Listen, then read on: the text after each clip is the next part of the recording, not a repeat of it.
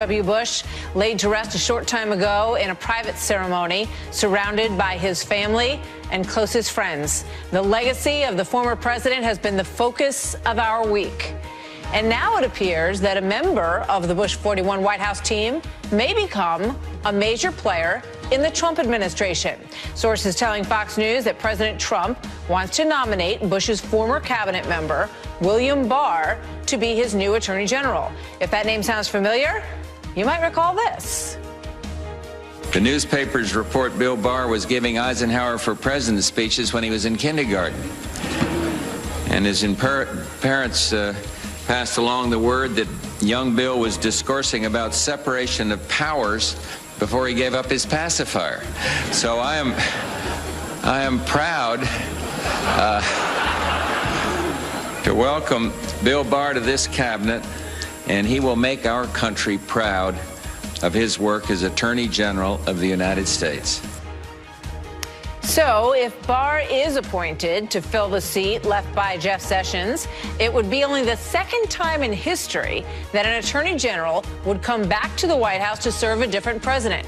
Other names, though, still in play tonight, including Attorney General Matthew Whitaker. He is in the acting role right now. Texas Congressman John Ratcliffe, and also former governor of New Jersey, Chris Christie. But if Barr is the pick, the question on everybody's mind, how would he handle his oversight of special counsel Robert Mueller? He has weighed in the past on this, on the perceived bias of the Mueller team when asked about it, telling the Washington Post, quote, "I would have liked to see Mueller have more balance on this group," in answer to a question about the composition of the group. Barr also wrote that the firing of James Comey was, quote, "quite understandable," and said this on our air last year. He crossed the basic line back in July, fundamental line in the department. What is of concern, and certainly what appears to have concerned the administration, was not so much that transgression, but his steadfast refusal to acknowledge that he had transgressed those limits on his power. So we've got a big lineup for you tonight. Karl Rove, Jason Riley, and Juan Williams join me in moments. But first, Judge Andrew Napolitano, Fox News senior judicial analyst, joining me now. Judge, good to see you tonight. I wanted to get you on to get some quick thoughts from you on him, on what you think about Bill Barr, whether or not you think this would be a good pick. Well, the battle lines are starting to be drawn, Martha, the pro-Barr forces and the anti-Barr forces. The pro-Barr forces are, this is a very stable, very intelligent, very mature, very serious adult in the room who, as the head of the Justice Department, would return the stability and faith in management that the Justice Department once had, which it doesn't have now and which it didn't have under Jeff Sessions. This is also a person who is of the highest ethical reputation, and if asked to do something by President Trump that he thought was inappropriate, simply wouldn't do it and would accept the consequences. Now, the other side to the argument is his views about law enforcement are very much like Jeff Sessions. He is in favor of minimum mandatory sentences, which most senators, Republicans and Democrats, want to get rid of. He's in favor of the old-fashioned, aggressive prosecution of drug offenses, even those where the only victim is the defendant himself, which a lot of senators and representatives want to get rid of. He's in favor of the confiscation of property, of assets from defendants before they're convicted, which a lot of members of Congress want to get rid of. He certainly would be confirmed because he has as many friends and supporters on the Democratic side as he does on the Republican side. Well, so that may be assuming that we're in a different political climate. I don't know. I mean, I don't think anybody knows until you walk into that room and you see what starts coming at you. Well, I think you're right. I mean, we don't know how it's going to end up. But the initial read, I've been trying to take the pulse for you with phone calls and with emails in the past couple of hours. The initial read is that you would not have the tumultuous confirmation hearings that Matthew Whitaker or Chris Christie would produce. That this would be a smoother, more genteel, almost certain likely to succeed confirmation. Fascinating. Judge, thank you very much. Good to have you here tonight. Thank you, sir. Pleasure.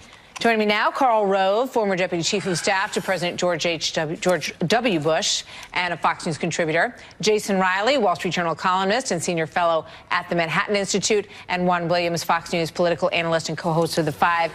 Gentlemen, I want to thank you all for being here, first of all. But first, I want to get back to what we have been watching all week. And Karl Rove, who watched up close today as the proceedings for George H.W. Bush were playing out today. Karl, quick thought on that before we get to Barr. Well, an incredible and moving service at St. Martin's, presided over by Russ Levinson, and then that trip from Spring, Texas, rolling down the railroad tracks towards Navasota and Millborn, Wellborn and Milliken, and the roads, the train line was lined by people with flags and patriotic symbols and handmade signs of 41 hanging off of houses, and then to be welcomed by the students at Texas A&M and to be interned in that beautiful grove next to that little lake right adjacent to the Bush Presidential Library. A fitting end, a private ceremony at graveside, but a fitting end to a great celebration of an extraordinary life. It has been really stunning, and I think just a great man's life for all of us to reflect on over the course of this week. So let me turn now to the question of the next Attorney General, who may be somebody that was picked before by the 41st President of the United States. Juan Williams, do you believe that he would be the least controversial of the picks that we mentioned? Well, what you said at the very top, Martha, is clearly important, which is that he has tremendous background. He worked for George H.W. Bush. He was seen then as someone who was an able steward of the Justice Department. He's clearly a strong conservative, a Republican. The problem is also, as you said at the very top, how would he view the Mueller probe? And what he has said, as you documented, is that he thinks that Mueller has too many Democrats on his team. He wished it was a more balanced team.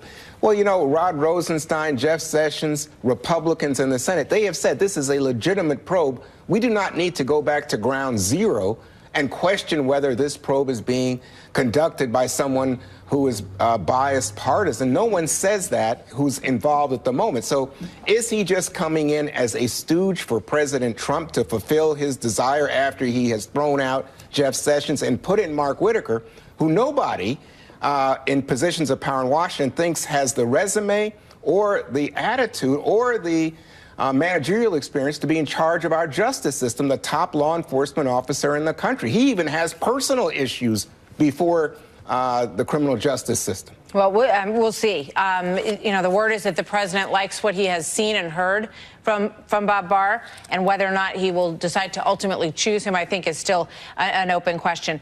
Jason, I want to get your thoughts on the funeral and the course of this week and some of the comments that have been made about it, and just go around the horn on this. This is Don Lemon last night talking about the moment that really had everybody watching so closely, including Dick Cheney, who was over the shoulder of Hillary Clinton as President Trump and the First Lady walked in. And here's what Don Lemon had to say about the handshake moment. The Obamas are really classy folks. I want to say that I don't think I would shake hands with them. I don't know. I would just, nope, couldn't do it. I'm not that big a person. I would hope that I would be, but I don't, I can't fake the funk, as they say. Jason. Martha, it's even worse than that. Over at ABC, commentators were speculating on the funeral of Donald Trump while broadcasting the funeral of President Bush. That's how bad things have gotten. The same press that goes on and on about the lack of decorum and decency in this White House displays very little of it themselves in covering this White House, whether it's someone like Don Lemon or his colleague Jim Acosta standing at a press conference berating the President of the United States. It's hypocritical. Juan? Well, I've certainly known reporters to berate. I don't know, berate, that's a strong word, but it's certainly aggressively question. I think that's the press's proper role, is to, in fact, hold powerful people to account. But I don't like the whole idea that you would somehow then use this occasion to try to embarrass or score points against President Trump. You know what? I just want to honor George H.W. Bush for what he did for the country. President Trump assailed the Bush family, blaming George W. for the war, low energy, Jeb. He doesn't understand 1,000 points of light, and that was said by a Republican. So we know the problem. I don't think you need to stick your finger in the wound and think that you're having fun doing it and pleasing partisans. I just wish that wasn't part of this moment. Carl? Well, I'd like to go back to something that Juan said. I want to set the record straight. I think Juan exaggerated what Bill Barr said. He had measured tones.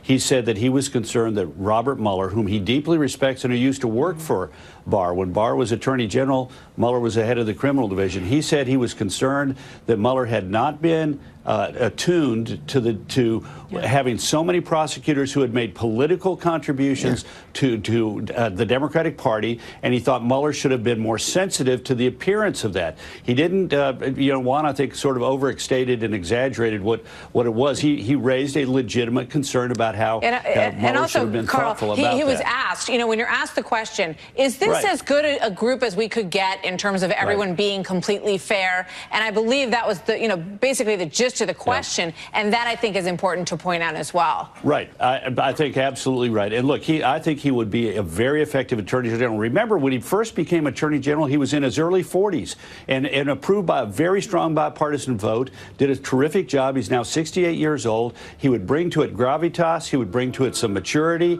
He would bring to it a balance. And I think he'd be a very effective Attorney General. Democrats would try and ask some tough questions in the confirmation hearing, no doubt about it. Some of them, because they're running for president, might be inclined to throw a little mud his direction. But I think it would serve the country well if Donald Trump made this decision, because I think it would give people confidence that there was somebody in there who would serve the interests of the United States. He's talked about the role of the Attorney General as being devoted first and foremost to the rule of law, not to the presidency of any individual who appointed him. On the other hand, he would, I think, approach this in a way that would sort of, the gravitas of Barr would help the Trump White House deal more effectively with the Mueller investigation. He can't come in and start questioning the credibility of the Mueller probe at this point. He never questioned. With all due respect, Juan, he never questioned. He never questioned the credibility. That's exactly the point, and that's what the fear is. That Trump picked him. Trump would pick him for that reason, Carl. Oh no! You know what? Juan, with all due respect, please go back and read what Bill Barr said. I read it. That's what I did. Let me finish, Juan. Let me finish. He supported the Mueller investigation. He said very complimentary things about Mueller. Yeah, but he specifically said, I wish Mueller had been more concerned about the appearance of having so many prosecutors who had made so many contributions to one political party. And you bet this is a highly charged. Let me finish. Oh, God, Juan, I know you know that you overstepped on this, but let me finish. The point that he was making. You are not understanding the power of what Bob Barr said. Guys, all right. I'm going to then go back and read what he said. I did. And just I don't have any doubt about it, Carl. No, you didn't. Gentlemen? No, you didn't. And the point that he was making was, in a highly charged investigation like this, the head of the investigation ought to be sensitive about these questions. And imagine for a minute. That's imagine it for a minute.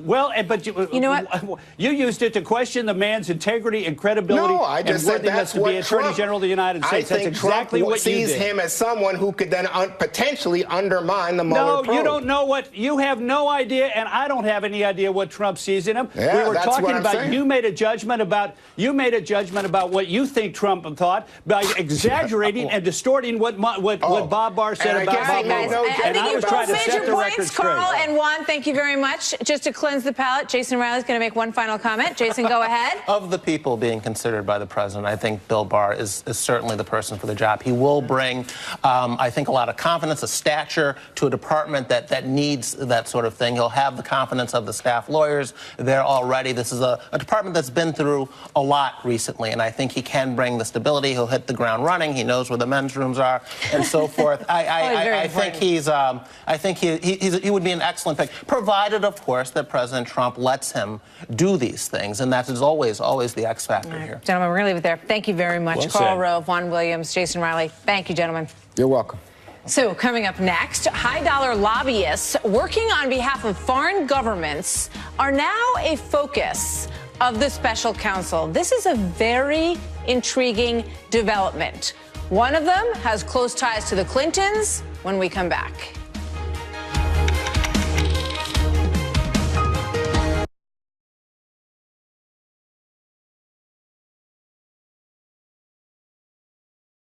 So days after Robert Mueller recommended little or no jail time for President Trump's former national security advisor, Michael Flynn, more documents are expected from the special counsel's office tomorrow. Some are going to come at by 5 o'clock. The others could come as late as midnight. So that's going to shed some new details on the roles of former Trump associates Michael Cohen and Paul Manafort in this Russia probe. Correspondent Leland Vittert has the details for us tonight. Good evening, Leland.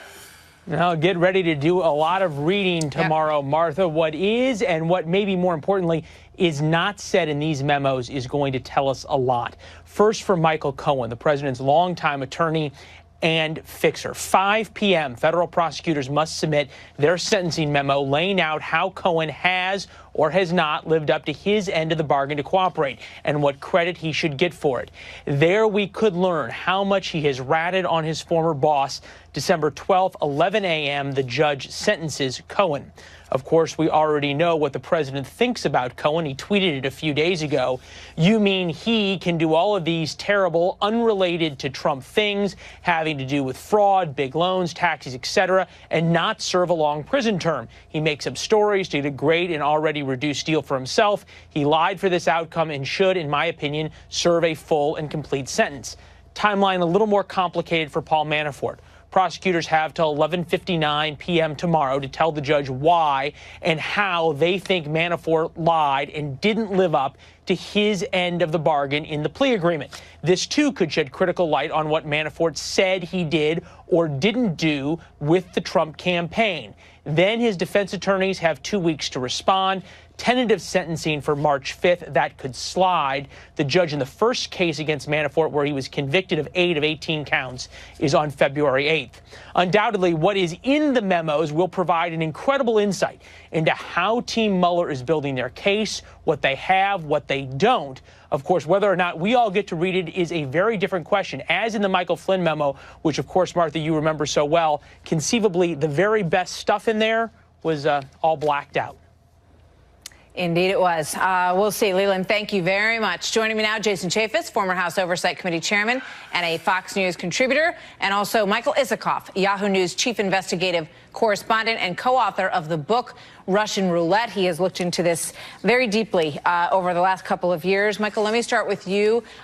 Give us sort of the thumbnail sketch of what you're going to be watching for when these documents come out tomorrow night. Look, I mean, we're all going to be poring over them with a fine-tooth comb. Michael Cohen is a critical witness. The plea agreement last week in which he acknowledged he lied to protect Donald Trump about his negotiations with Vladimir Putin's office itself during the election about building a Trump Tower in Moscow was, I thought, one of the most significant revelations since the entire Mueller probe began. And so we could get a very good sense of what more Michael Cohen has to say about his dealings with and his work for President Trump and how important that will be for any future prosecutions that Mueller or the Southern District in New York intends to bring.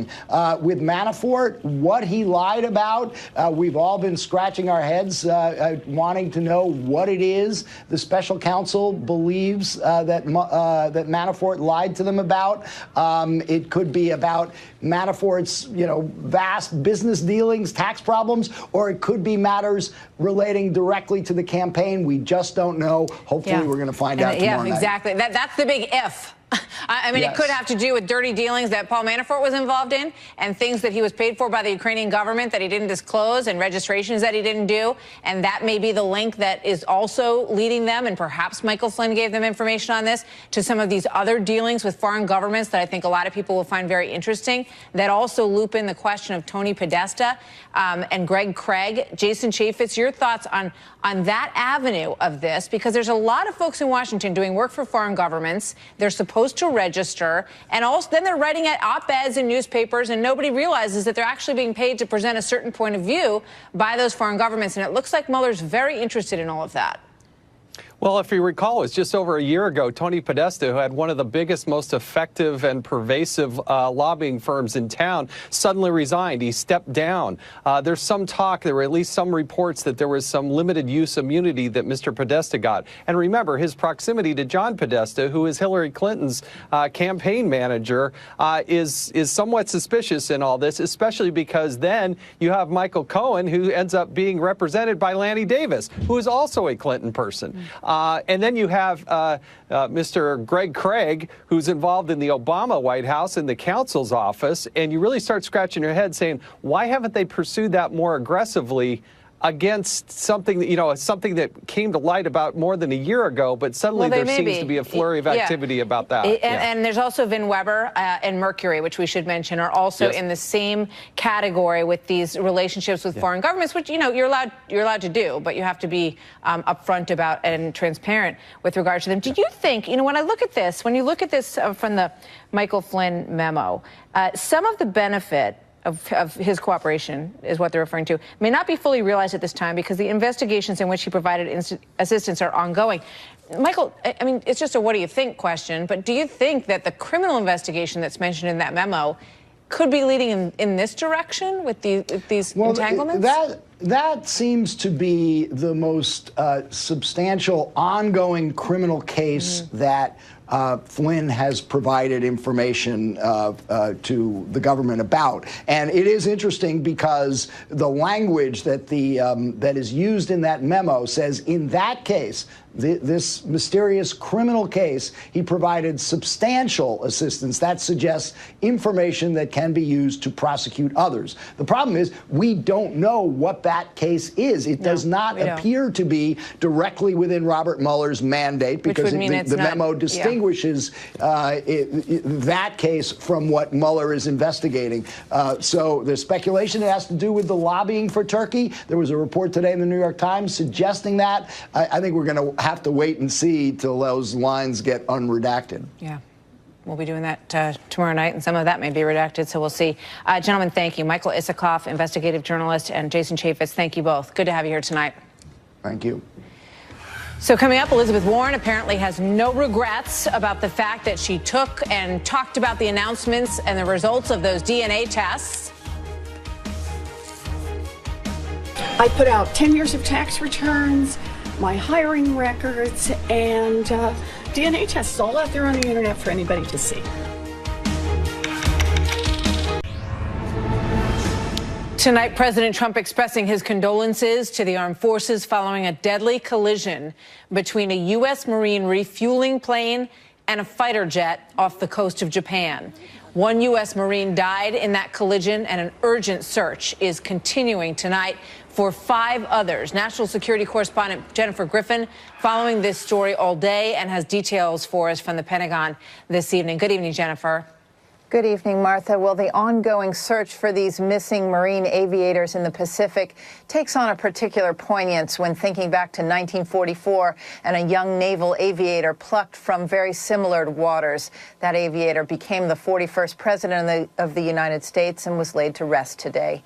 It's just past 9 a.m. in Japan. It's been more than 24 hours, and 5 U.S. Marines, as you mentioned, remain lost at sea in the Western Pacific after that Marine F-18 Hornet collided with a KC-130 refueling plane on a routine training mission in midair, leaving 1 Marine dead. A second, his weapons systems officer, was pulled from the icy waters and is expected to survive. The accident took place in the middle of the night, 200 miles off the coast of Japan. Both Marines recovered were aboard the F-18 Hornet. The 5 on board the KC-130 Hercules refueler remain missing. Japanese forces are assisting in the search efforts. It's the latest in a series of training accidents. A Navy F-18 Hornet crashed taking off from the USS Ronald Reagan last month off the coast of Japan's Okinawa. Both pilots were rescued. 50,000 U.S. troops are based in Japan. Yesterday's crash occurred just as the Marine Corps released the findings of a year-old investigation into the largest military aviation crash in years, also involving a KC-130 refueling plane as it flew over the Mississippi Delta last year, killing all 16 on board. The cause of that crash, a propeller blade that broke off and hit the plane's fuselage. The propeller had not been properly maintained, according to the Marine Corps, and had last been checked in September 2011. Corrosion caused the blade to snap off, slicing the fuselage. The latest accident near Japan marked the 21st non-combat aviation crash for the U.S. military this year. The search continues overnight off the coast of Japan. The cause of the accident is under investigation. I'm told the KC-130 pilots were very experienced. Martha? Our thoughts are with the families and those who are missing tonight as that search continues. Jennifer, thank you very much. Jennifer Griffin at the Pentagon. Coming up next, Guy Benson and Marie Harf on whether Elizabeth Warren crushed her own presidential prospects with the DNA test. Now, the president likes to call my mom a liar. What do the facts say? The facts suggest that you absolutely have a Native American ancestor in your pedigree. Okay. Crowded field for the Democrats in 2020, but all signs still point to a potential run for Elizabeth Warren for the White House. And while the Massachusetts senator is considered a front-runner for the nomination, one of several, reports indicate that some Democrats are a little bit concerned about the continuing controversy around her claims of Native American ancestry and her decision to release test results which show a tiny fraction of her DNA traces back to a Native American ancestor who lived 6 to 10 generations ago. But Warren still stands by the testing and that decision. The information on your heritage? So, I have put it all out in public. I put out 10 years of tax returns, my hiring records, and DNA tests all out there on the internet for anybody to see. All right, and do you think that this is going to impact a 2020 run? It's all out there for anyone to see. I believe that it's important to be transparent. I think that's how public officials should be. We've had a lot of good, thoughtful conversations about it, and that's how we learn. That's how we learn. Here now, Guy Benson, Maria Harf, host of Benson and Harf on Fox News Radio. So what do you think she means by that's how we learn? You know, I'm not really sure what she means by that, but it seems like 3 years ago that she actually put these test results out because so much has happened since then.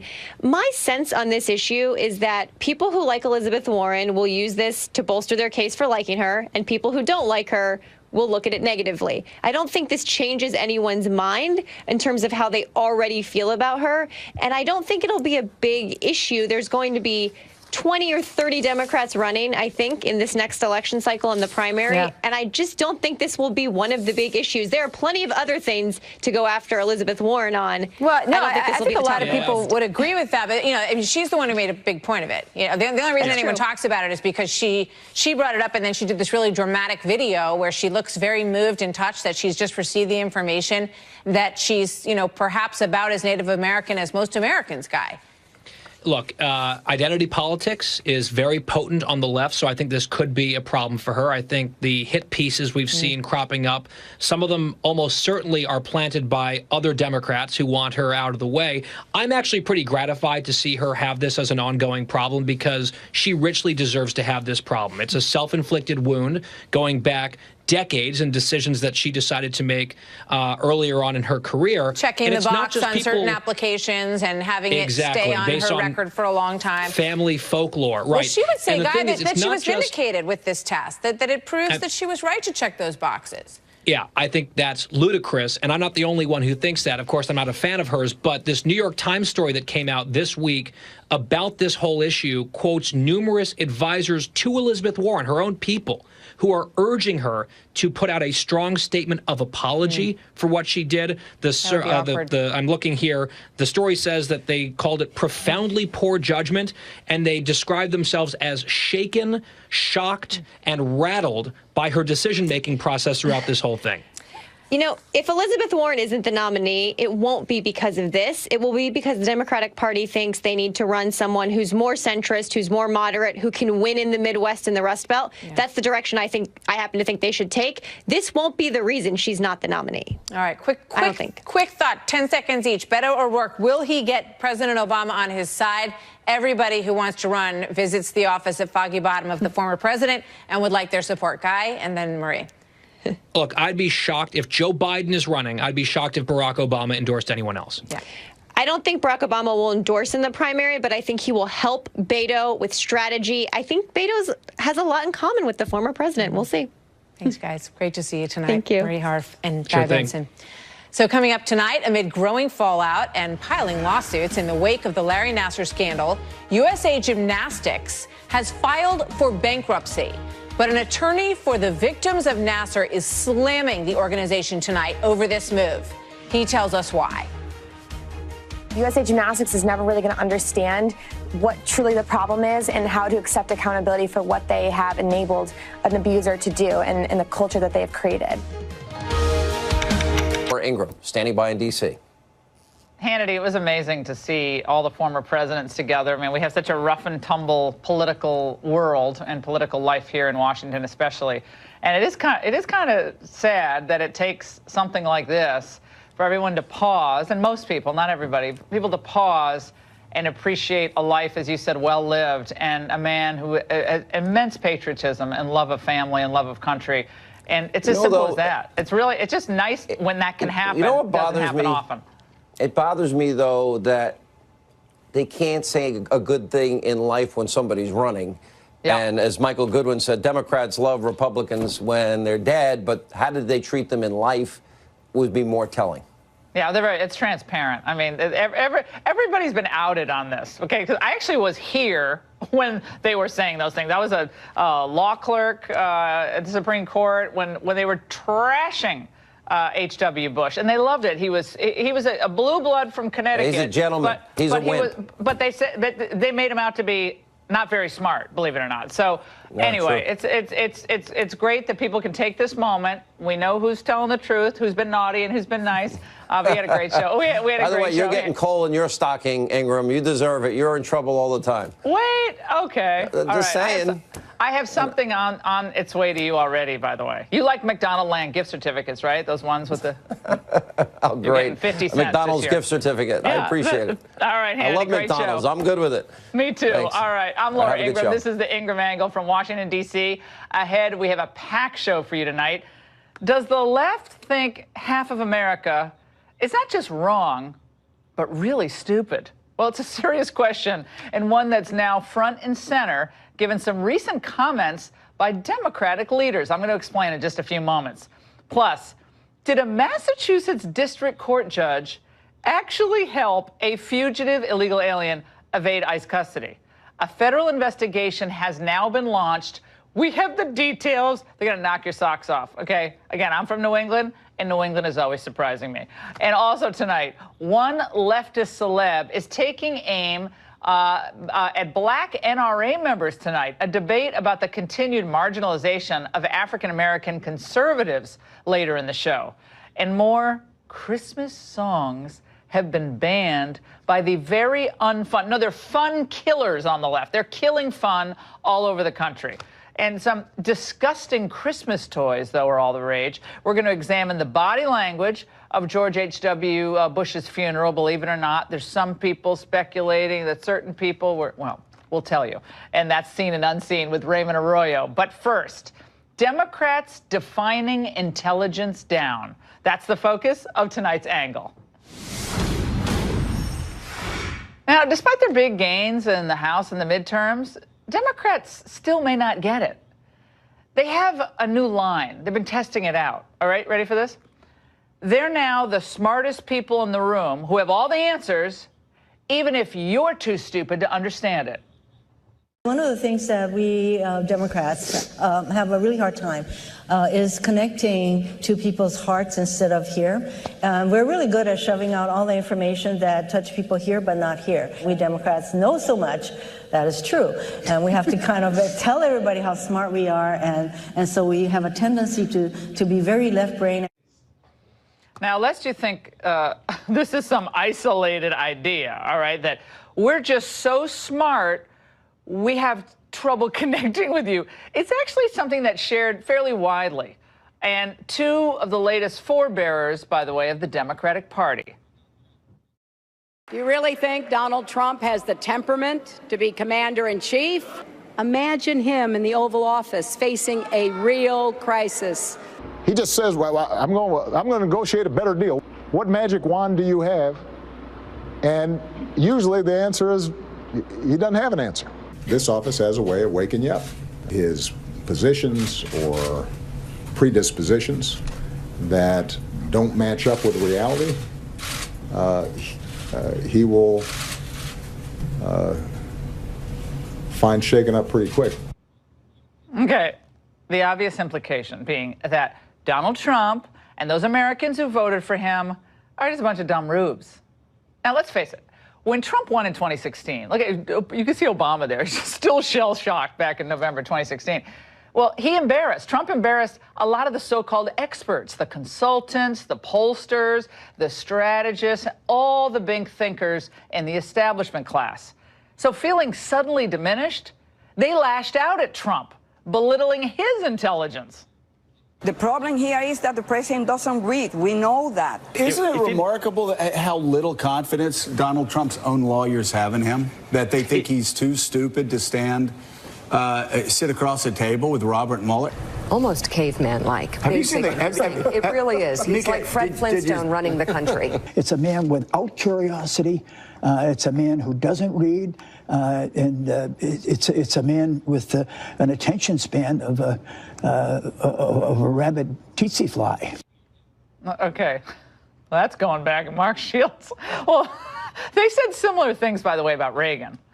Until he died, of course, and then they all pretended that they never said any of the mean stuff they said about him for his 2 terms in office. Liberals claim to be for the little guy. You know, they're the champions of the average person. But they're really elitist snobs at heart.